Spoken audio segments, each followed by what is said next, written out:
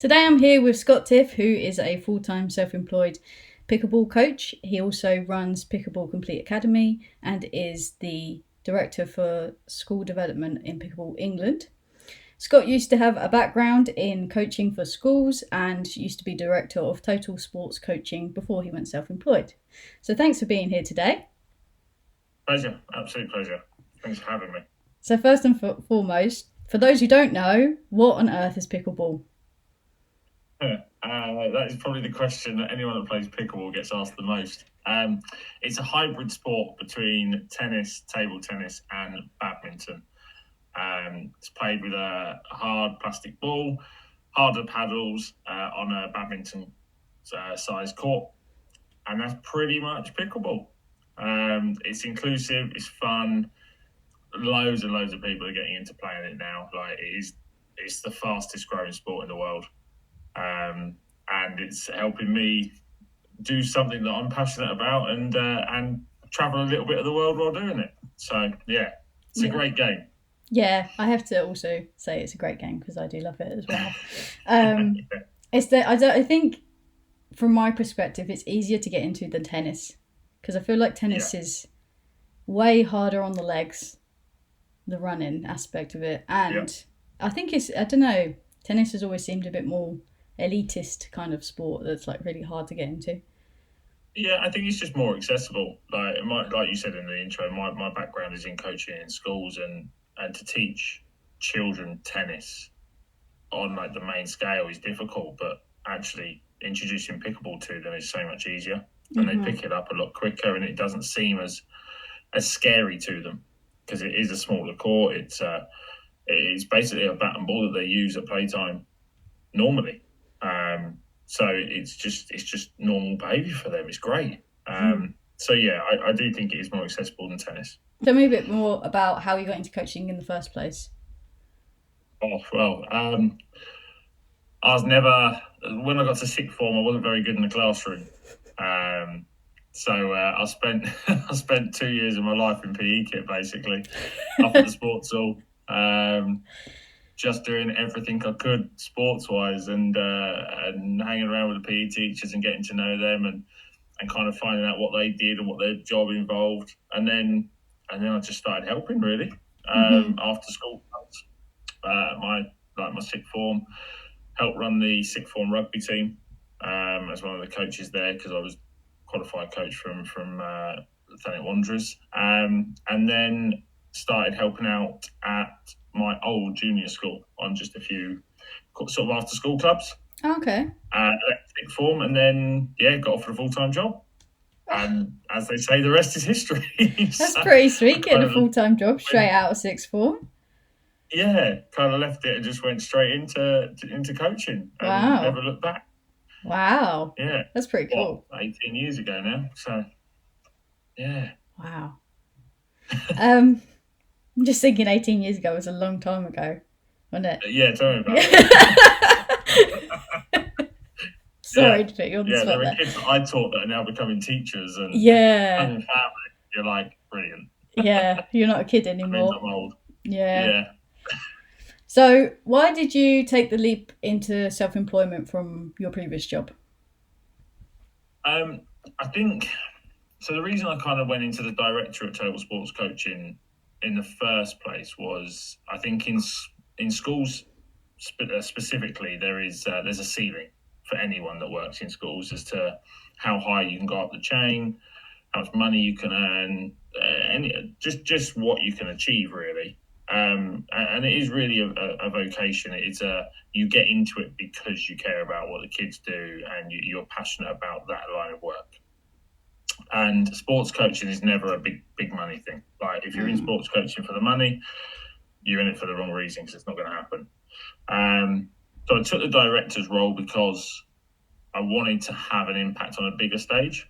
Okay. I think, and instead of just working in one or two schools, we had like a 53 school contract, I think, by the time I left, and we had 4 or 5 football academies running, and we just set up a rugby academy along with Chris Dengate, who was another one of the directors. And we had a really good team running, and then I was just kind of like, I want something different. I was really getting into like playing pickleball at the time, and doing all right on different tournaments and things. I was like, actually, I just want to throw what I know and what I know I'm good at into something that I'm passionate about. And yeah, then just kind of went from there. Okay, awesome. So and it all moved fairly quickly. Yeah, it really kind of did. Like, yeah, June I kind of made the decision, and August I left. So. Oh wow, yeah, you were just like, yeah, I'm gone. Like, it was immediate, yeah, and I think it had to be. Yeah, like, I don't think I would have done it if it wasn't, but yeah, 2.5, 3 months. Yeah. Okay, nice. So you didn't have any kind of like backup plan or anything? It was just full send into. Oh no, there was no backup plan. No, just full send straight into it. Yeah, to see what happens and make it work. Really. Yeah, fair enough. Kind of the same with me, because I just got tired of like being a developer for people, and then I was like, right, I just have to make this work because it works better for me. So that was it, and there was no like plan B. The plan B was like find another job, which just seemed like pointless to me. So I was like, right, that's it, this has to work now. And yeah, that's always the plan B. The plan B is, I'm just going to find another job if I need to. Yeah, like there were moments you think, oh, do I just apply to Tesco's or something like that and just get a job just to make sure it all is okay? But yeah, you just have to keep throwing yourself into it, I think, and keep pushing. Yeah, and you found that as well. So. Oh yeah, I've definitely considered going back to Sainsbury's. Because it's so like up and down, isn't it? Self-employment is so like at one moment you're like not loaded, but like you have loads of money, and then suddenly 3 months of like nothing, and you're just like, this is the worst thing ever. So yeah, with you on that one. So did anyone tell you at that time to go self-employed was like a bad idea, or was there like people that were like, are you sure? So yeah, no one told me it was a bad idea. They did the whole, okay, how's that gonna work? Kind of like they thought it was a bad idea, but they didn't want to say it was. Yeah. But they just asked the questions that make you think. I think it was a shock to some people. Okay. Because we did have like TSE was brilliant. Like it really was good. It just, I don't know, it just didn't grab me anymore. And things happened in my life, and I was just like, it's a bit, life's too short to be doing something I'm not completely happy in. And I kind of wanted to go and chase something that I was, like I said, was passionate about, and I think I'm all right at playing as well. And then to be able to coach and play at the same time and travel a little bit around the world is lovely. So yeah, everyone was a bit like, this is mental, like, because they'd never even heard of the sport. Some people. Like, you're going to do what? What is that? And the biggest one is that paddle? No, it's not paddle. It's completely different. But yeah, so I think there was more shock than people telling me it was a bad idea. Oh, okay. I think there was concerns, but no one fully raised them, I don't think. I think they just kind of knew the kind of person I was, and when I got my head into something, I'd just go. Yeah. How did you sort of deal with people saying, oh, okay? Did you just kind of let them say that and then let it go past you, or did it sit with you for a little bit? Yeah, I think you have to, because I think if you listen to every single person that says something bad or says something a little bit negative, you're never going to push through it, and you're never going to find the positives in anything you do.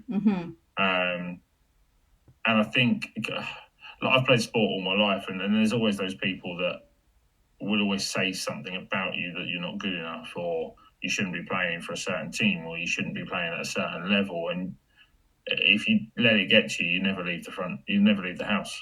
Yeah. And I think it's the same in business. Yeah. Personally, I think if someone tells you, I ain't gonna play, and you go, oh, okay, no one's gonna ever achieve anything. Yeah, exactly. So you kind of have to say, like, cheers, thanks, but hey, don't bother me. Yeah, I'm focused on the goal. if you think you can do it, you've just got to throw yourself into it and go for it. Yeah, absolutely. I listened to a podcast called The Greatest Mindset, something like that. It's very good, and it has people from all sorts of businesses around the world and how they had to push through like a lot of things. There was one that really stood out. She was selling some skincare product or something, but she got rejected by like over 80 people to make it like an actual product in the world, and then she finally got to 81 or something, and then they said yes, and then her life completely changed. But yeah, you just have to keep pushing through everything, I think. Yeah. Yeah. You only need that one yes sometimes, don't you? Yeah, exactly. Did you do any business training before you started Pickleball Complete Academy? No. I didn't, but kind of. So our mentor at Total Sports Coaching, Seb Tidy, who he is phenomenal. Like, he's got one of the best business brains I think I've ever met. And being a director there and being the general manager before that, like, he showed me things that needed to be put in place to achieve in business and kind of mindset that you needed to do business. So yeah, I learned a lot from him and took a lot on from the time that we spent together at Total Sports Coaching. But it's kind of been just using my network around me. I think when we set up Pickleball Complete Academy, it's not a business. Like the academy is not. It's just a club for people to come and play at. It's just an academy that anyone from any different club can come to and develop and train and things. But the network you create from that, when you meet people and find out what their professions are, like, that opens doors for you. Yeah, 100%. There's probably 5 or 6 people that I would talk to regularly about business. And they're not, so it's not unlike a real professional, just on an absolute level as mates, really, and friends that just go, what do you think of this? Honest opinion. There you go. And they don't then go too professional on you. They give you their honest opinion. Yeah. And that's what you need. Yeah. You don't want someone you're paying for advice to say, well, I like it. They go, no, that's crap. That's rubbish. Yeah. And I'm like, okay. So, yeah, I think that's probably the biggest thing for me, is that we've created that network, that we've got people that I can talk to regularly. And also, you need that support network around you, I think, to actually make it really successful. Yeah. Because you need those people that believe in you and will want to back you. Yeah, for sure. Especially on the down days when you almost don't believe in yourself sometimes. You definitely need people to, like, pick you up and go, come on, get up, off you go. Yeah. Do it again. Yeah. Oh, yes. Yeah. Yeah. So what does a typical week look like for you, day to day, now that you're a full-time coach? I don't really have a typical week. No. No, I mean, most of the time I kind of keep Mondays free for admin and kind of book myself out for that, so I make sure I can start the week with any jobs that I've needed to do done. And then Tuesday, Wednesday, Thursday is normally all my coaching clients during the day and in the evenings, where we run the group sessions for the academy. And then Friday, normally morning is coaching, afternoon is anything I need to do with meetings and things like that. So I try and keep a structure, just because with coaching, it's for the clients and for the people you're coaching, a regular slot is better. And they appreciate that. So it doesn't change very often. So if someone likes a Thursday morning 9 to 11, they'll always have Thursday morning 9 to 11. Yeah. So it does make it a little bit easier to plan your weeks out. Obviously, with all my new stuff with Pickleball Escapes and things and Pickleball England, then sometimes weeks get pushed back and I'm not here, so I have to rearrange all that, and then we do double sessions and things. But yeah, it's nice. Like, you're in control of your own calendar, aren't you? And I get to just travel around different leisure centres and play pickleball. It's not a bad life. I keep telling people it's hard, it's a job, but you know what? I just love it. It's great. It's superb. Like, you've been to some of my sessions on Monday nights and things, and we just have a laugh. Yeah. I will say it's probably that part of it is probably one of the chiller jobs, like, because you have to obviously have an understanding of pickleball and everything like that, but like, once you know somebody, you can have quite a joke with them and stuff. I think. And I think that's coaching as a whole. Yeah. That is sports coaching. Like, you get onto a different level with some people because you're kind of helping them achieve their dreams and help them reach their full potential, even on the days that they don't think they can. So you have got a completely different relationship with them rather than just coach and client. Like, you work out in the first 15 minutes or even less than that, like, what kind of session they need. You could have this complete plan in place, but I've got someone that comes to me, and she won't mind me saying, but in the first 10 minutes, if she needs like more of a bit of a cuddle rather than a strict coach, then I'll know, and then we change the session based on that. So we don't try and do too much; we just focus on one or two things. But if she comes in and she's pumped and it's like, right, let's go, and then we absolutely nail things, and I can go a little bit more tough love on her, and she's fine with that. But yeah, that's the fun of it, though, isn't it? Like that's why there's a typical week schedule wise, but no two sessions are ever the same, even with the same person. Yeah, like it changes constantly, so it's quite nice because it keeps you on your toes. Oh, that's good though. I think it like helps you keep it fresh as well. You don't get like mundane things or anything. That's really nice. Yeah, and we're always learning. Coaches are always learning, and as soon as someone or a coach stops learning, they shouldn't be a coach anymore. because you are constantly learning. Like new people walk through your door, and new strategies come into place for teaching different things or coaching different things, and you should always be looking to develop and learn yourself, so you can pass that on. Yeah, you almost want the student to become better than you, though, right? Always. Yeah. Just don't beat me in a tournament. Just not beat you in a tournament. Yeah, don't beat me in a tournament. No, I'm joking. Of course not. Someone, one of my clients will one day. Yeah. One day, we'll get there. It might not. It definitely won't be me, but it might be somebody else. You never know. It might be you, Mel. Yeah. It might be you.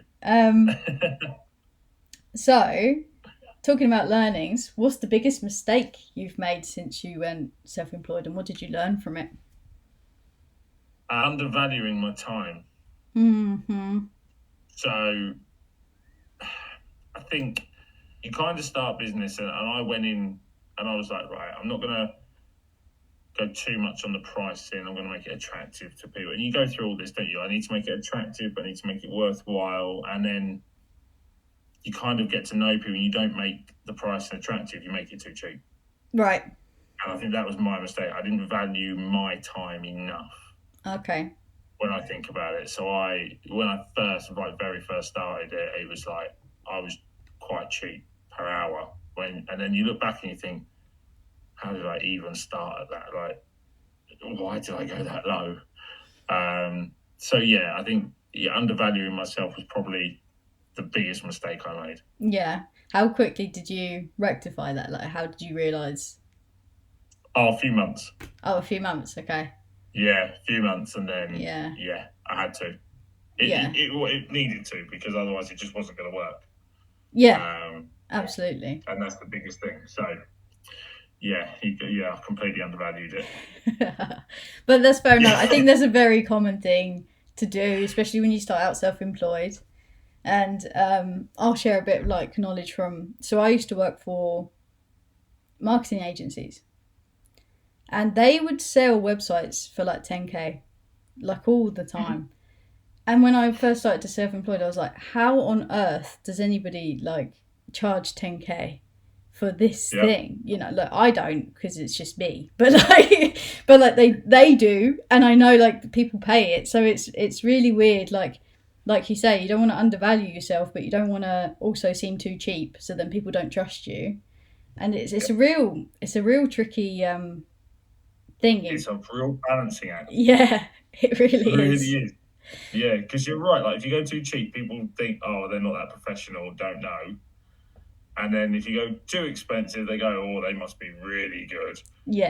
But I'm not going to go there because I can't afford that, or I don't think I could justify that. And it's like, where do you go? And you've got to find that middle ground. Yeah. Until it's out there and you start building that client base and those relationships. Yeah, and people actually see that you are worth it. Hopefully, obviously. They're like, oh yeah, all right, I'll bung you a tenner. He does know what he's going on about. Yeah. Okay, cool. We're going to move on to some pickleball specific questions now. So, why do you think pickleball is the fastest growing sport in the UK right now? I think we said it at the start of the podcast. It was it's just accessible. Like, you go to your leisure centre, there's 4 badminton courts. Mm-hmm. That means there's 16 people minimum that can play pickleball at the same time. Yeah. You go to some bigger leisure centres, there's eight courts. If that's 32 people, you can have playing pickleball with a few people watching as well. So I think it's just so accessible to people, but it's also quick. Like games are 15 minutes, 12, 15 minutes long. Yeah. You get a group of 4 or 5 of you for 2 hours, you're playing 6, 7, 8 games. Oh, yeah. Like quite comfortably. Yeah. For probably half the price, if not maybe less than tennis or paddle or something like that. Because all you need is a court at a leisure centre. Yeah. Now there's a few that are popping up in like the free parks, like we know around near us in Broadstairs and Birchington. They've just had outdoor courts put in, and even though they're probably only 8-9 months of a year to be used, they're free. Yeah. It's just turn up. You've got the equipment, people can go and play. Yeah. And you go down there, and there's people playing. I don't think I've met like a friendlier bunch of people in the community than pickleball. Like you could literally walk past and go, "Oh, pickleball," and they go, "Yeah, come have a go." Yeah. Right, yeah, come on. And just show you the basics of it. It doesn't matter who you are. Like you might have only just met, but you just go and have a go. Yeah, I have to admit it is very friendly. Like I don't think I've met anybody that was too standoffish or anything. And I used to play football and basketball, and I would go to the local basketball courts, and nobody would. Well, occasionally a bunch of lads would play with me, but very rare. Very rare in basketball, especially because I'm so short. But like once they saw I could shoot, they were like, "Oh, okay, you can play, you can shoot." Yeah. So I think that's the main thing. Yeah. Personally, it's accessible and it's friendly. Yeah. And I think that's what a lot of sport England especially has been missing. Is that they're a really friendly community. Yeah. And it's so and inclusive. Like anyone can play with anyone. Yeah, this is true. That's the thing. Yeah. Like we all know we're different levels. Even at the academy, we've got so many different levels there, but everyone can still enjoy a decent game with everybody. Yeah. And I think that's the fun of it. Yeah, for sure. And have you noticed an increase in people playing that are quite young?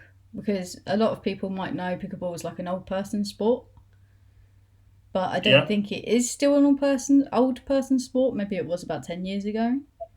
Yeah, I think it's still. I think for the people that don't play it or are not really involved, it's still perceived as an elderly person sport. But there is so many good young players coming through that I think the next 5-6 years are exciting.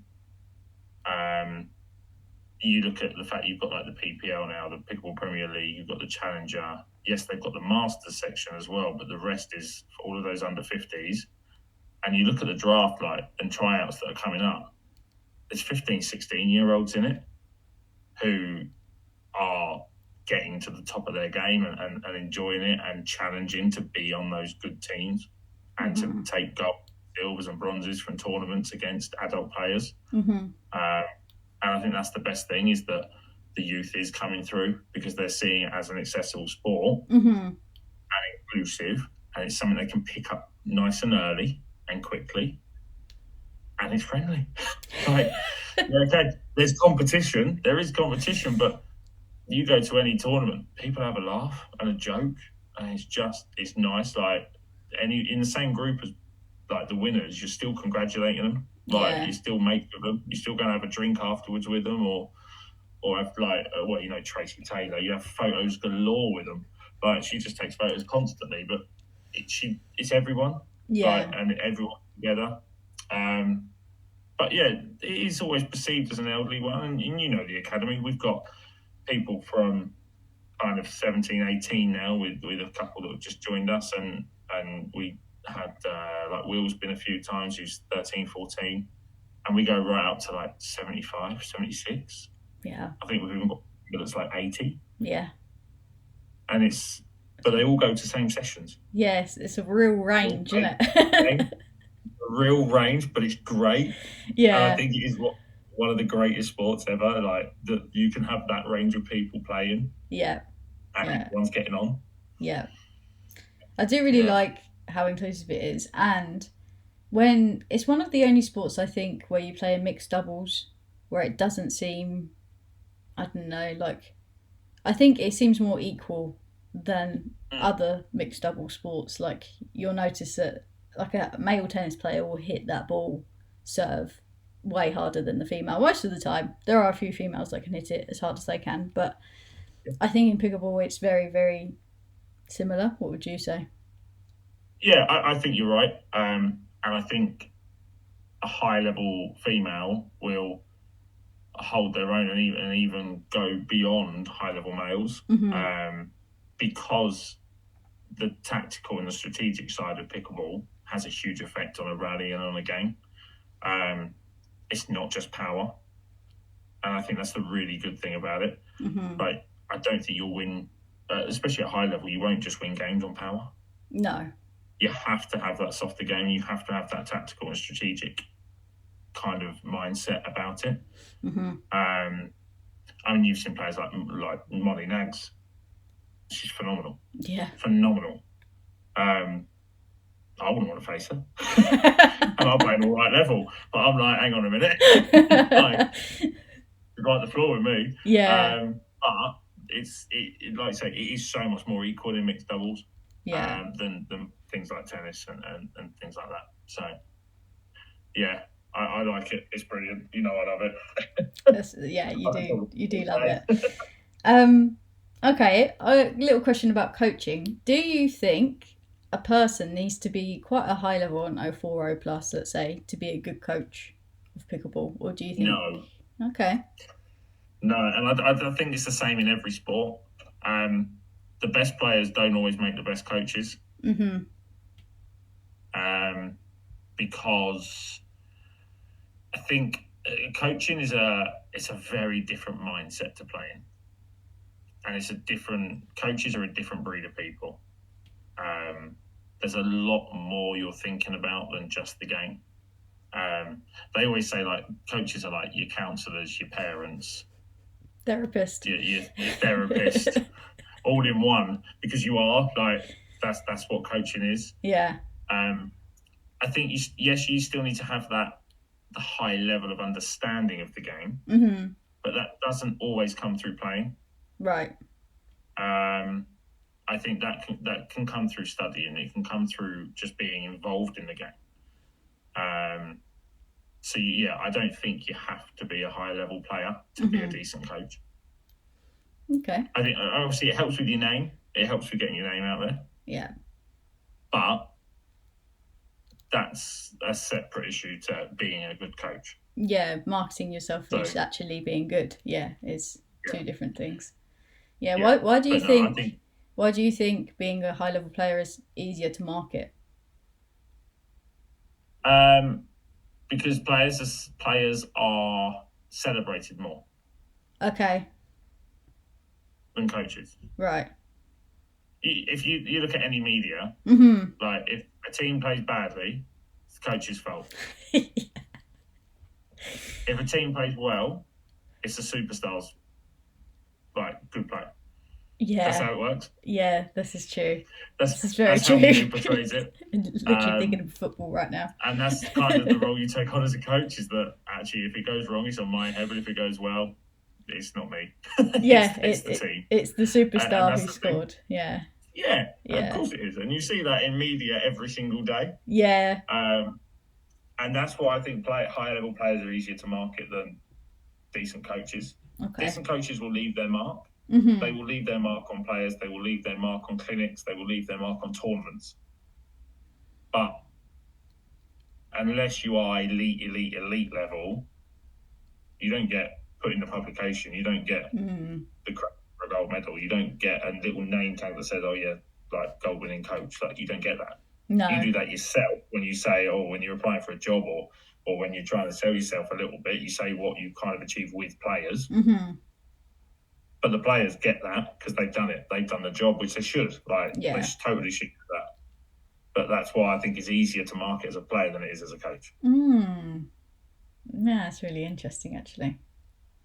Yeah. Do you ever give yourself a pat on the back if somebody's you coach has done really well? Yeah. I think you have to. Yeah. Because it makes it all worthwhile. But it does. It makes it worthwhile. Yeah. Like you see people who've coached for 6, 7, 8 months, like get themselves through a game or through a set of 3 in like a final and come away with like the gold medal. It's a great moment. Yeah. It's a huge moment.